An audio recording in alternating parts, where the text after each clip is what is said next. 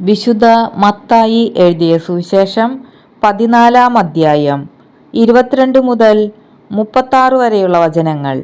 വെള്ളത്തിനു മീതെ നടക്കുന്നു. ജനസഞ്ചയത്തെ പിരിച്ചുവിടുമ്പോഴേക്കും തനിക്കു മുമ്പേ വഞ്ചിയിൽ കയറി മറുകരയ്ക്ക് പോകാൻ യേശു ശിഷ്യന്മാരെ നിർബന്ധിച്ചു. അവൻ ജനക്കൂട്ടത്തെ പിരിച്ചുവിട്ടതിന് ശേഷം ഏകാന്തതയിൽ പ്രാർത്ഥിക്കാൻ മലയിലേക്ക് കയറി. രാത്രിയായപ്പോഴും അവൻ അവിടെ തനിച്ച് ആയിരുന്നു. ഇതിനിടെ വഞ്ചി കരയിൽ നിന്ന് ഏറെ ദൂരം അകന്നു കഴിഞ്ഞിരുന്നു. കാറ്റ് പ്രതികൂലമായിരുന്നതിനാൽ തിരമാലകളിൽപ്പെട്ട് അത് വല്ലാതെ ഉലഞ്ഞു. രാത്രിയുടെ 4-ാം യാമത്തിൽ അവൻ കടലിൻ മീതെ നടന്ന് അവരുടെ അടുത്തേക്ക് ചെന്നു. അവൻ കടലിനു മീതെ നടക്കുന്നത് കണ്ട് ശിഷ്യന്മാർ പരിഭ്രാന്തരായി.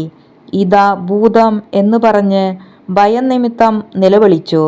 ഉടനെ അവൻ അവരോട് സംസാരിച്ചു, ധൈര്യമായിരിക്കുവിൻ, ഞാനാണ്, ഭയപ്പെടേണ്ട. പത്രോസ് അവനോട് പറഞ്ഞു, കർത്താവേ, അങ്ങാണെങ്കിൽ ഞാൻ ജലത്തിനു മീതെ കൂടി അങ്ങയുടെ അടുത്തേക്ക് വരാൻ കൽപ്പിക്കുക. വരൂ, അവൻ പറഞ്ഞു.